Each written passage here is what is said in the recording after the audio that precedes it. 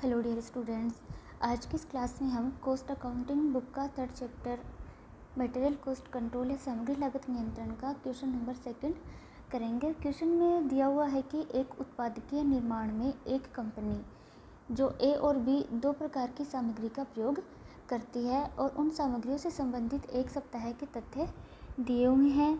तो normal usages दिया हुआ है 300 यूनिट्स का, मैक्सिमम यूजेज दिया हुआ है 450 यूनिट्स का, मिनिमम यूजेज दिया हुआ है 150 यूनिट्स का। तो ये तीनों ए और बी मटेरियल दोनों के लिए दिए हुए हैं। रीऑर्डर क्वांटिटी दी हुई है एक मटेरियल के लिए तो 2400 और बी मटेरियल के लिए 3600 यूनिट्स।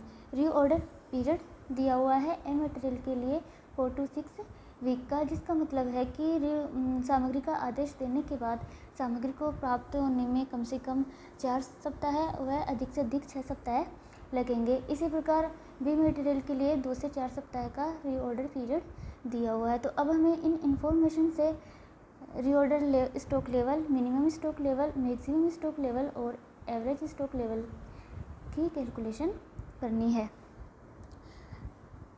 तो हमें पता है कि रीऑर्डर स्टॉक लेवल का निर्धारण करते समय सामग्री का आदेश देने के बाद सामग्री को प्राप्त होने में लगने वाले अधिकतम समय और अधिकतम दर से होने वाले उपभोग को ध्यान में रखा जाता है। तो इस प्रकार रीऑर्डर स्टॉक लेवल का जो फॉर्मूला होगा वो maximum usage into maximum reorder period होता है। तो मैक्सिमम यूजेज दोनों मटेरियल के लिए बराबर दी हुई है 450 यूनिट और 450 यूनिट का।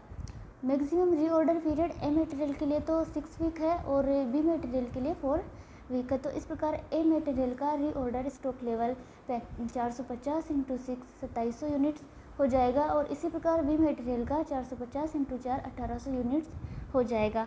नेक्स्ट जो है मिनिमम स्टॉक लेवल कैलकुलेट करना है। तो मिनिमम स्टॉक लेवल को कैलकुलेट करने के लिए जो फॉर्मूला यूज में लाया जाता है वो है reorder stock level minus average consumption या normal usage into average time to get supply.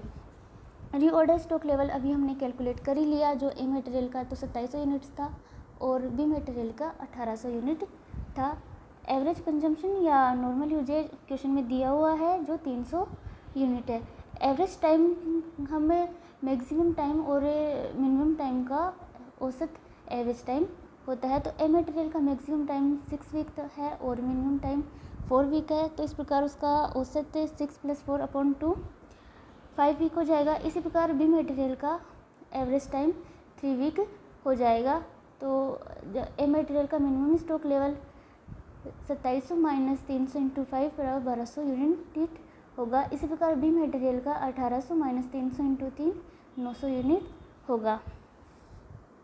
Next जो स्टॉक लेवल कैलकुलेट करना है वो मैक्सिमम स्टॉक लेवल कैलकुलेट करना है और मैक्सिमम स्टॉक लेवल को कैलकुलेट करने के लिए जो फॉर्मूला यूज में लाया जाता है वो reorder stock level plus reorder quantity minus minimum consumption into minimum time to get supply होता है। मिनिमम कंजम्पशन क्वेश्चन में दिया हुआ है 150 यूनिट्स का और रीऑर्डर लेवल ए मटेरियल के लिए 2700 यूनिट्स है और बी मटेरियल के लिए 1800 यूनिट है, जो हमने भी कैलकुलेट किया था।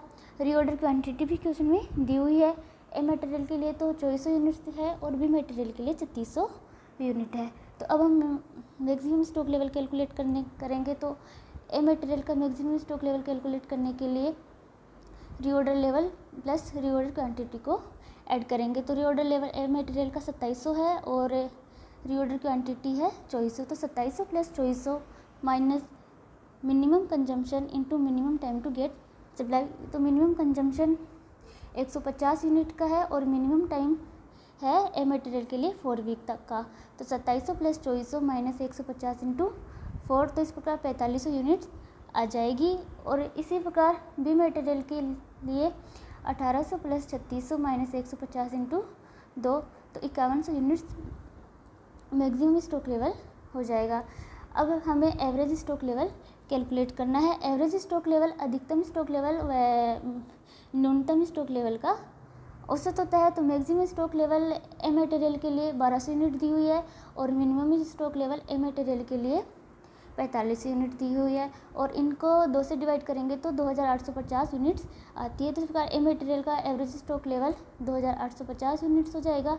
इसी प्रकार बी मटेरियल का मैक्सिमम स्टॉक लेवल 5100 यूनिट दिया हुआ है और मिनिमम स्टॉक लेवल 900 यूनिट दिया हुआ है और इनका एवरेज या इनको 2 से डिवाइड करने पर 3000 यूनिट हो जाएगा। तो ये ए मटेरियल की एवरेज स्टॉक लेवल 2850 यूनिट होगी और बी मटेरियल का एवरेज स्टॉक लेवल 3000 यूनिट होगी।